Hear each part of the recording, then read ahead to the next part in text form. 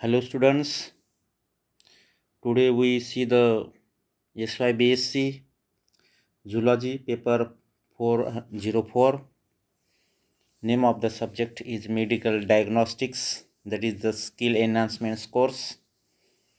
In this course we already explained the unit number 1 as well as some topics of the unit number 2.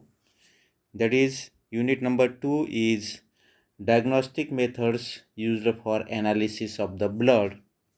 In this unit, we already explained the blood composition, then preparation of blood smear and differential counts of the WBC to using the Leishman stains, and today we explain the platelet count using by the hemocytometer. Platelets. What is mean by platelets? The platelets are the small, rounded or oval and non-nucleated cells present in the blood. Platelets is the part of the blood. It is the small part, it is the small in structure, it is the non-nucleated cells, it is rounded in shape.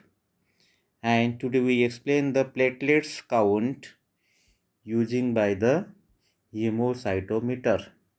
म्हणजे ब्लडमध्ये प्लेटलेटची संख्या किती आहे ते आपल्याला हिमोसायटोमीटर या इन्स्ट्रुमेंटच्या साहाय्याने आपल्याला count करायचे आहे. जेव्हा वेगवेगळे आजारांचं आपल्याला निदान करायचं असतं, त्या आजारांचं निदान करण्यासाठी डॉक्टर्स आपल्याला प्लेटलेट्स काउंटचा सल्ला देतात आणि त्याच्या वेगवेगळ्या मेथड्स असतात. त्याच्यापैकी एक आपण जे आपल्याला प्रॅक्टिकलला मेथड आहे, थिअरीला स्किलमध्ये, ती मेथड कशी करायची हिमोसायटोमीटरच्या साहाय्याने ते आपल्याला आता बघायचं आहे. तर या प्रॅक्टिकलसाठी तर आपल्याला कोणकोणते प्रकारचे रिक्वायरमेंट्स लागतील, रिएजंट्स लागतील ते आपल्याला आधी बघावं लागेल. त्याच्यातलं रिक्वायरमेंट्स आहे कंपाऊंड मायक्रोस्कोप लागेल, त्याच्यानंतर न्यूबार्स चेंबर लागेल, त्याच्यासोबतच मायक्रोपिपेट लागेल, त्याच्यासोबत डायल्युटिंग रिएजंट लागेल म्हणजेच फ्लुईड लागेल आणि ब्लड काढण्यासाठी प्रिकिंग नीडलसुद्धा लागेल आणि स्पिरिट आणि कॉटन यांचीसुद्धा आपल्याला गरज भासेल. तर फ्लुईड जे आहे ते कसं तयार करायचं त्या पद्धतीने आपण बघूया. Preparation of the fluid required for the platelets count using the हिमोसायटोमीटर.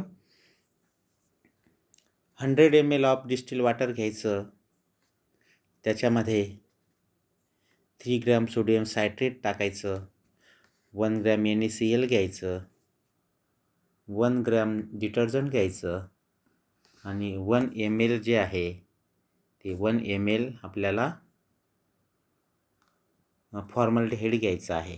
असं 100 ml डिस्टिल वॉटरमध्ये सगळं मिक्स करायचं आहे आणि गरज भासल्यास जे फ्लुईड तयार होईल वॉटरमन पेपर 1च्या साहाय्याने ते आपल्याला फ्लुईड फिल्टर करून घ्यायचं आहे. आणि हे तयार झाल्यानंतर रूम टेम्परेचरला म्हणजे त्या 25 ते 35 डिग्री सेंटीग्रेडला आपल्याला हे डायल्युटिंग फ्लुईड ठेवायचं आहे. आता प्रोसिजर कशी आहे हे प्रॅक्टिकल करायची. प्रोसिजरसाठी आपल्याला ब्लड घ्यावं लागेल.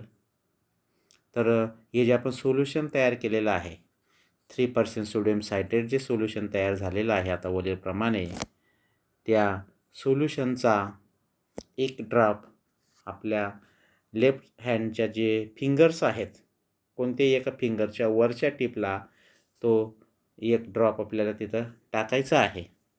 आणि ड्रॉप टाकल्यानंतर त्या जिथं आपण ड्रॉप टाकलेला आहे त्या ठिकाणी निडलच्या साहाय्याने तिथं प्रिक करायचं आहे. आणि प्रिक केल्यानंतर तिथून जो तो ब्लडचा ड्रॉप येणार, बाहेर येणार, तो ब्लडचा ड्रॉप आणि जे 3% सोडियम सायट्रेटचा एक ड्रॉप टाकलेला आहे, हे ब्लडचा ड्रॉप आणि सोडियम सायट्रेटचा ड्रॉप एक मिक्स करायचा आहे. मिक्स केल्यानंतर जे ब्लड आणि सोडियम सायट्रेट एकत्र मिक्स झाल्यानंतर पुढील प्रमाणे आपल्याला ती प्रोसिजर करायची आहे. प्रोसिजरमध्ये सुरुवातीला आता 1 नंबरमध्ये आपल्याला काय करायचं आहे, पिपेट जी घेतलेली आहे आपण तिच्यामध्ये ते ब्लड सक करायचं आहे. कुठपर्यंत सक करायचं आहे? 0.5 ml मार्क दिलेला आहे पिपेटमध्ये, तिथपर्यंत ब्लड सक करायचं आहे. ब्लड सक केल्यानंतर आपल्याला ते डायल्युटिंग फ्लुईड जे आहे ते डायल्युटिंग फ्लुईड त्यानंतर अजून स्लग करायचे आपल्याला. ते ब्लड 0.5 ml मार्कपर्यंत सक केल्यानंतर जे डायल्युटिंग फ्लुईड तयार केलेलं आहे आपण ते 101 मार्क जो आहे याच्यामध्ये दिलेला आहे पिपेटमध्ये, तिथपर्यंत सक केल्यानंतर एकत्र ते मिक्स करायचं आहे. आणि ते डायल्युटिंग जे ब्लड आहे त्याचा ॲव्हरेज तयार होईल 1:200 असा त्याचा तो ॲव्हरेज तयार होईल.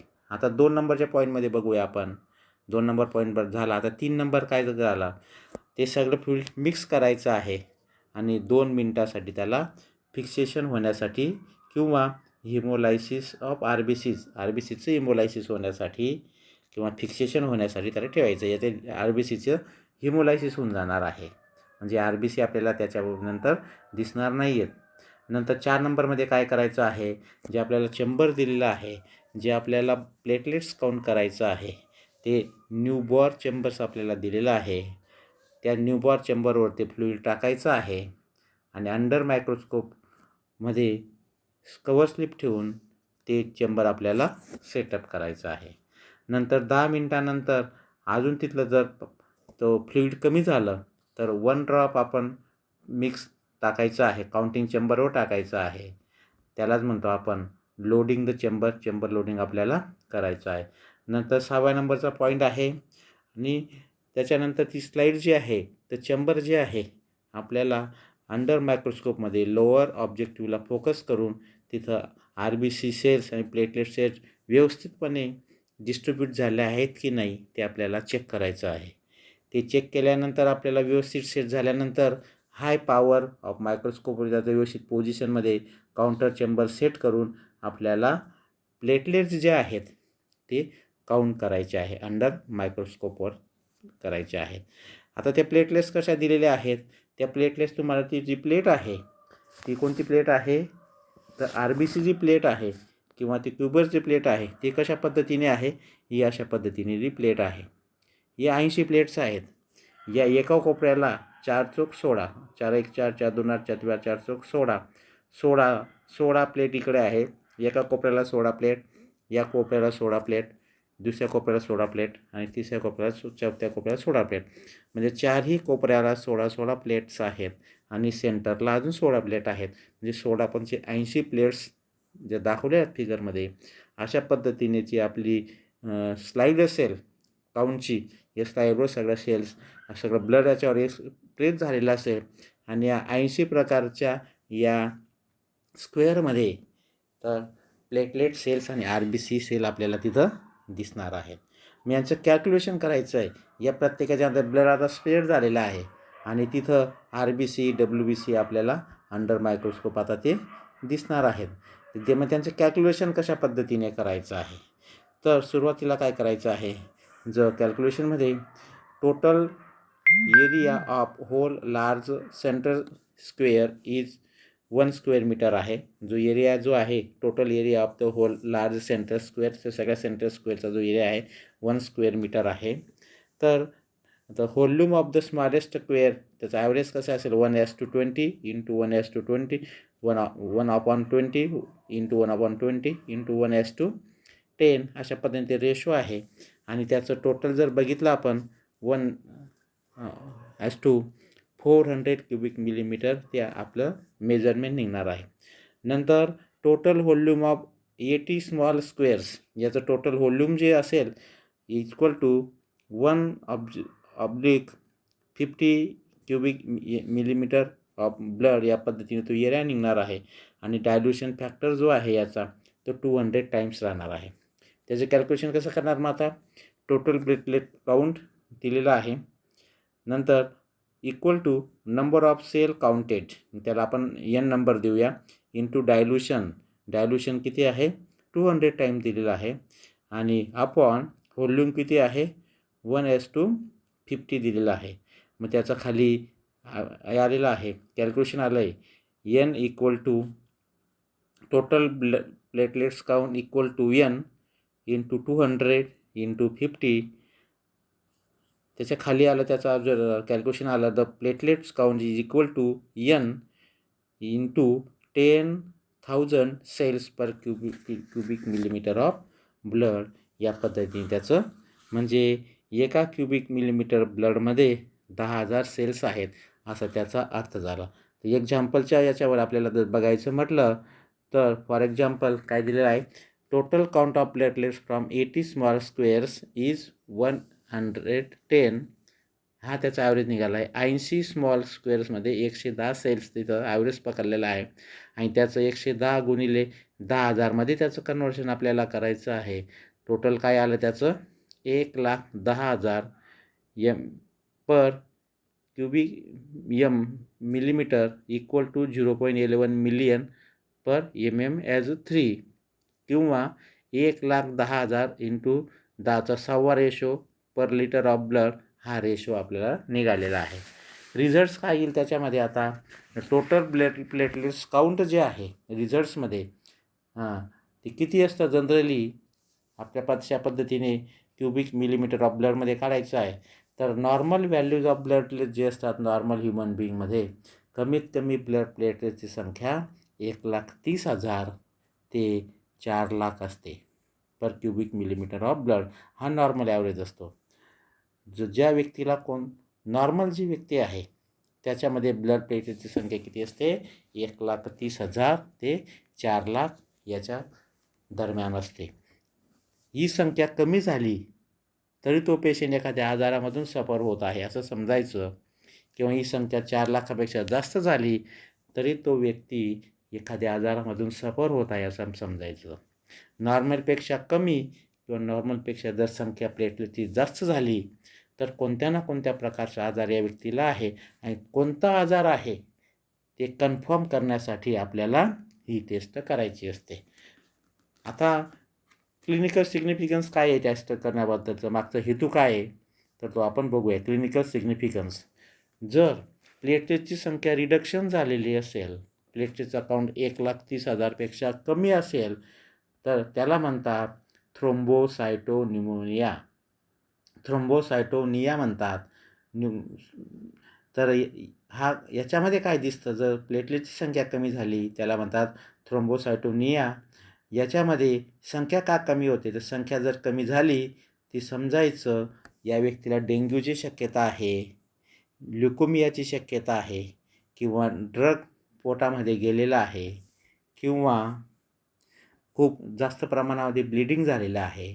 अशा वेळेस डेंग्यू झालेला आहे किंवा ल्युकोमिया झालेला आहे किंवा शरीरामध्ये ड्रग गेलेला आहे किंवा जास्ती ब्लिडिंग झालेलं आहे, याच्यामुळे ब्लड प्लेटलेटची संख्या ही कमी झालेली असते. आणि ब्लड प्लेटलेटची संख्या जर वाढली त्याला आपण म्हणतो थ्रोम्बोसायटिस्टिस किंवा थ्रोम्बोसायटोसिस.